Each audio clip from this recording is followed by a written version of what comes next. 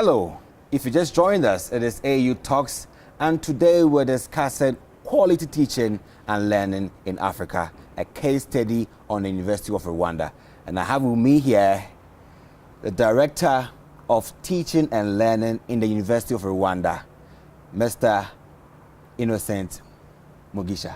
Welcome, yes, sir. Algerman, you're most welcome to the University of Rwanda. Thank you. Yes. I'm so glad to be on this soil. It has a great breeze and the scenery is amazing. You're welcome. Thank you. Yeah, thank you. I want to begin with a very important aspect of your role in the University of Rwanda. Yes. A great job that has been done so far and what has been done in the future as well. Yes. I want to find out from you, what are some of the core educational strategies that as director you put in place to ensure quality teaching and learning in your lectures and the people that you churn out from your center? Oh, thank you very much, Algerman, for this question. Yes. You know, much as you know it, quality is not something you go and buy or implement once and you think you've got it. Okay. Our belief in the University of Rwanda is that anything that can help our learners explore all possibilities to bring up their potentials to the fullest is something we regard as quality. Sure.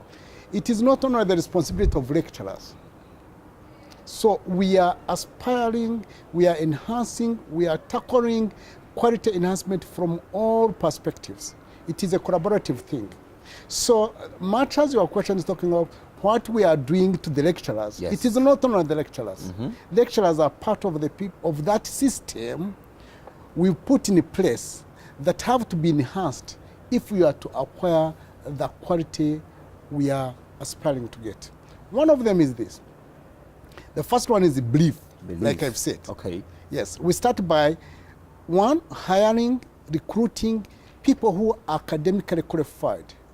Every lecturer in the University of Rwanda is expected, that's at the time of recruitment, at least to be having a PhD. A PhD. To become a lecturer in the University of Rwanda, you ought to be having a PhD. If we recruit from our graduates, postgraduates, yeah, we give them at least 2 years and we send them for PhD. Okay. But like I said, that one is for academic qualification. Sure. As far as professional qualification in terms of teaching, it is a task that we believe is continuous. We are giving them continuous professional developments, weekly, monthly, sending them for further studies, helping them in pedagogical development skills, yeah, peer reviews. Research is one of the things also we are actually taking very seriously to influence the learning. Okay. Yes. Okay, so you mentioned that the PhD is a key criteria for all lectures. Academic minimum. Yes. But some people are gifted naturally. We've seen a shift between someone who's gifted with interaction and teaching and knowledge impacting, and somebody who has just acquired knowledge but hasn't got those pedagogical skills to impact. What do you do about these two links? Oh, well, that's very true. I can see you're bringing the issue of some prior knowledge, prior skills. Yes. Yes. Very important. This one is a formal education. So in this formal setting, we are doing this business of teaching and learning not single-handedly. We are doing it jointly with industries. Okay. We are trying to close the gap between the academia and the industries. So we take the advantage of such a people through this linkage. But when we are talking of formally recruiting lecturers, they ought to be having those academic papers. So those who don't have academic papers can be brought in as guest speakers, can be brought in as people who have had it, who are doing it in their own places of work. Yeah. You see, we do invite them to our lecture rooms. We are not closing doors at them, but we don't recruit them as our formal lecturers. They can be our associate professors, we can be associate faculty members. Okay, so does it draw the perception that industry has a huge influence on some of the mechanisms that you put in place in the institution here? We haven't reached at the level we would wish it to be, but we strongly believe that if we are to produce the kind of graduates we are targeting, we have to close this gap. of our university and the industry, so that the industry is seen to be playing a very big role in the kind of programs we develop, the program reviews we do, the assessment, the training, eventually to give us actually the confidence that the graduates we are getting are relevant to what they want. Let me ask you this, Innocent. Do Yes. you believe, from your point of view, Yes. what are some of the expectations Yes. that are quite notifiable Yes. in your knowledge about the people you churn out? I see. What is your key expectation for the output? Oh, that's a very good question. You see, when we graduate, the young graduates from our universities, Yes. we do carry out the employer satisfaction studies. Okay. They're always telling us the gaps. And to us, we are taking it very positively. Positively. Because there is no single university that actually produced a professional. But what universities do, including the University of Rwanda, we produce people who are capable of learning. You see? So back to your question, we find that there are some skills that they are lacking. You see? Yeah. But not that they are empty-handed, but they are very quick at acquiring those skills when they go to job. And this shows us that we are on the right track, but we have not reached there, and we shall never reach there. It is a continuous process because the demands are ever-changing on these other workplaces. So counting from industries, insatiable demand for the best people churned out from university, what are some of the frequent noted gaps that you were talking about? What are some of the frequent gaps that have been noted, and what are some of the mechanisms to seize that out? For instance, according to the recent survey that was conducted, Okay. the employers are talking of the soft skills. Some of them are calling them soft skills, others are calling them power skills. You see, the attitude, the attitude, working with others, working under pressure, being able to take decisions and be responsible for the decision they've taken. These are some of the critical thinking. These are some of the soft skills, which, by the way, are not taught by a single professor. Yes. It is the professor, it is the faculty members, it is the exposures that help these learners develop these soft skills, Yes. the kind of tasks that we involve them in. So that's one other area we have actually to take very seriously. Soft skills. Yes, because you can't wake up one morning and say, today I'm going to teach this specific soft skill.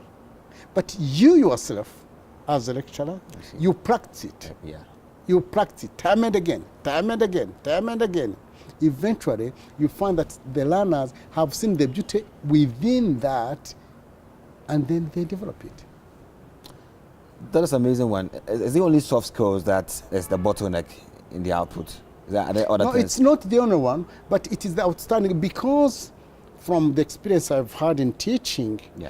if these other soft skills are developed in a learner, then others are easily acquired. Because that's why I found that a student who has developed these skills can do so many things. Among them, they become very good at learning, assessing situations, management of time, you see, searching for information and taking information acquisition as something very seriously. Yes. In short, they become responsible for their own learning. That's great. Yes, this is something that in the previous decades we have not taken very seriously, to make learners be responsible for their own learning. Because in life, so long as one is still alive, there is something to learn. So one of the skills, one of the competences our graduates should be having, if they are to be quality graduates, is to be responsible for their own learning. Yeah. Yes. Okay. So if you just joined us, we're on AU Talks, and there's an amazing scenery at the University of Rwanda, and I'm with Mr. Innocent Mugisha, the Director for Teaching and Learning Enhancement in University of Rwanda. And we'll have to go for a quick pause, and when we come back, we'll be talking about what has been the impact of such laws or such soft skill outside of the training part of these students and what is being done to improve it this time. Stay tuned.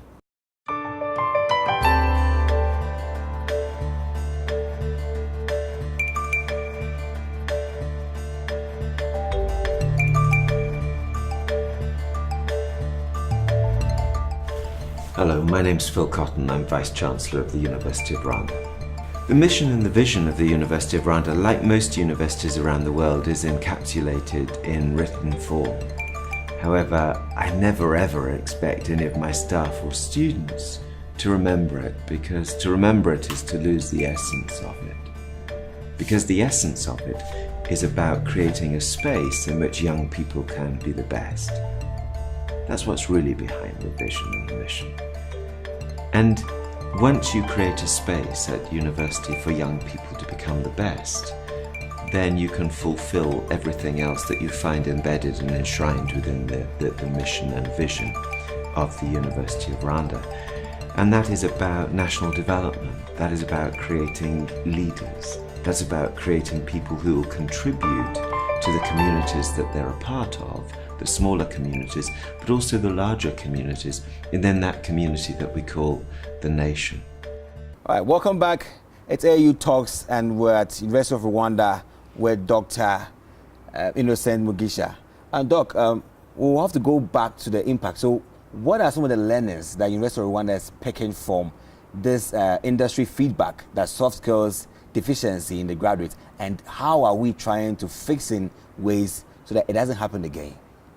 Yeah, thank you, Ajaman. One thing we've seen is that the kind of assessment we have been using in our teaching and learning seems not to be giving us the right kind of indication as to which gaps that need to be closed. Okay.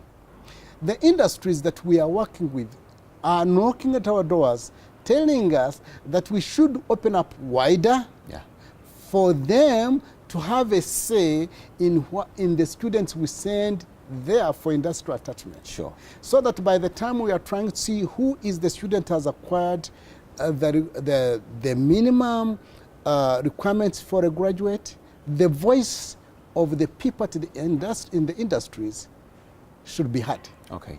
Secondly, we are being shown that actually we should not wait until a student is about to graduate to take this student for industrial attachment. Okay.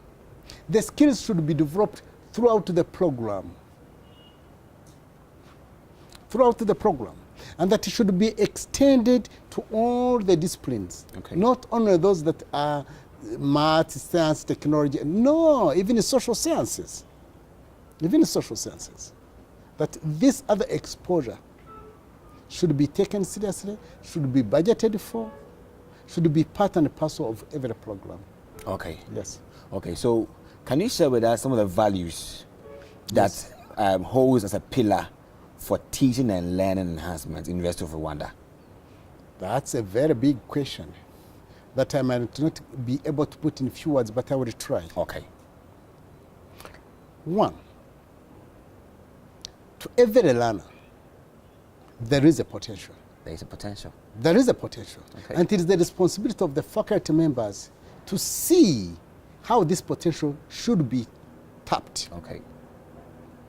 Secondly, let no person be stuck in the old legacy of going into marking, into assessing, looking for the correct answer only.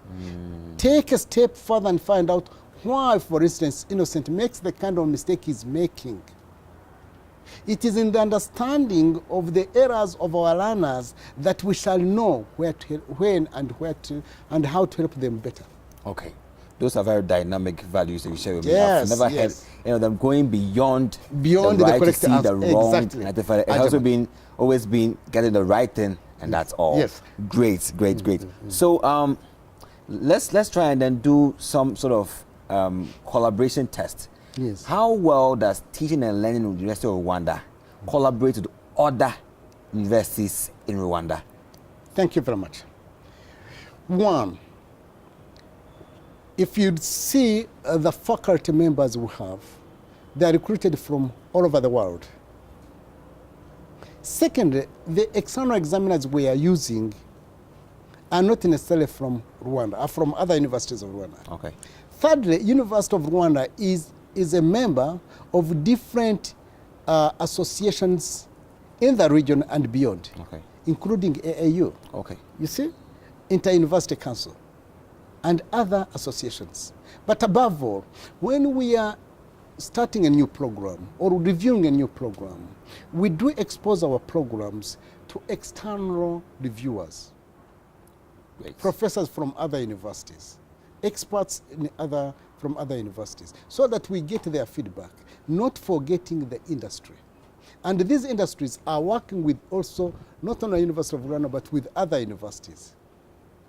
So there are some specific collaborations we have that make us actually be able to subject our programs to different various stakeholders, including other universities.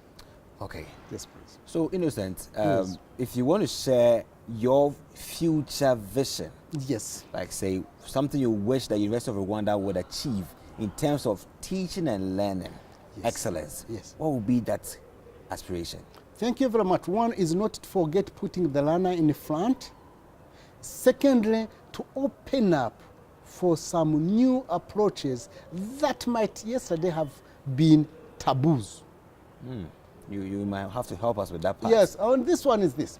What I mean by this is when we talk of, for instance, collaborative teaching, Sure. collaborative learners, Yes. let also extend to collaborative assessment. Okay. Yes, let students assess themselves. I mean, if medical doctors can ask patients, how have you woken up? How do you feel? Why can't we ask students to talk about what they've learned? You see? Yeah. Let the industries come in. Let the industries come in and be able to assess our learners. Secondly, now this one is an advice to not only the University of Rwanda, but even other universities Yes. and educational providers. They'll be glad to hear. We should be able and to develop the courage to revisit our qualification frameworks. Because if the way they are now is the qualification frameworks are targeting only those people who have acquired skills and knowledge through the formal way. Yeah. So we are leaving thousands of people outside here who have acquired knowledge and skills not necessarily through these lecture rooms. So we should tease out our brains and see how we can recognize those skills and competencies. You see, if we are actually to sustain the kind of development Africa should be heading for. Do you think that anybody out there who hasn't gotten a PhD or any formal educational qualification has a role to play A very in higher big one. education? I believe in that. Can you spell out a few? Oh, yes. I'll give you an example. Yes. Recently, I was out in the field, and one insect fell on my arm. And when I hit it, I squashed it on my arm. The old gentleman in the village who was next to me said, wait, wait, wait, wait. He just stuck one plant with his stick, got it, and rubbed on my arm, and that was it. Here I was with a PhD. Yes. I didn't know what was going to happen to this. Yes. Later I learned actually that kind of insect, if you squash it on the skin develops An epidemic. and immediately. Something. You see? And with ease, he knew what had happened. He knew the kind of plant to take. He hit it, applied it on me, and nothing happened to me. You tell me that wasn't knowledge? It was. Instant knowledge? It was. When with my PhD, I didn't know what to do it. And you're telling me if such a person could be brought into the Faculty of Medicine or into the Department of Pharmacy, would not be of any help? But because of the qualifications we have, the policies we have, which are still actually protecting the formal education, most of these people are left out. I'm so interested in this. So how well are you going to advocate that we open the university gate to these special people out there who unfortunately didn't get a chance to get formal education to help the stream? Let me tell you one thing. Tell me, Doc. Let us just first revisit this thing and say, why do we educate? Why do we bring people to this kind of setting and say we are teaching them. Why do we teach? Why do we educate? The moment we know why we are doing this, then we need to try to say how and with what. Mm-hmm. And when it comes to this, with what, we shall see the value these people have not been to the faculties have. We are not teaching for PhDs. No. And then, of course, it is not another thing to do. But we shouldn't give up. Well, if you joined us, it is AU Talks, and we're talking about quality teaching and educational enhancements in Africa, a case study at the University of Rwanda. I'm with Mr. Innocent Mugisha, and it's getting interested in our conversation. Stay tuned, we'll be right back. Oh, you know, this is a very important university for the people of Rwanda. The government and the people of Rwanda expect a lot from this university. It is a university that is called to be the benchmark of quality of teaching, the benchmark of research to address developmental challenges of our country. As we teach, it's part of kind of materials that we are putting in, like production materials. So we need to have an output, who is the student, who is going now to be useful to the nation and in different aspects. As you can see, the country has shifted from poverty reduction towards the national transformation. That implies the need of additional skills that needs to be bridged by the students that we are producing currently. At the University of Rwanda, the quality and standard of teaching is very solid and cannot be compromised. I joined the university with a lot of impression and expectations, and until now, my hopes have not been dashed. The quality of education in the University of Rwanda is, I think, one of the highest standards. It's like they prepare the students to be entrepreneurs in the country, and at the same time, should they reach a situation to go outside, let's say to the US or Europe, they can also survive there. The quality of education is very, very high. It's actually, I would say, it will prepare you for any job, any situation you want that you can be thrown at. The kind of university we ultimately want is a university that allows people to become the best kind of people they were ever meant to be. You know? And again, it comes back to a university being a space of 3 or 4 years in the space of a young person's life, where they're protected from many of the other pressures of needing to seek employment and start their careers, but a space in which we provide them with opportunities to become the best.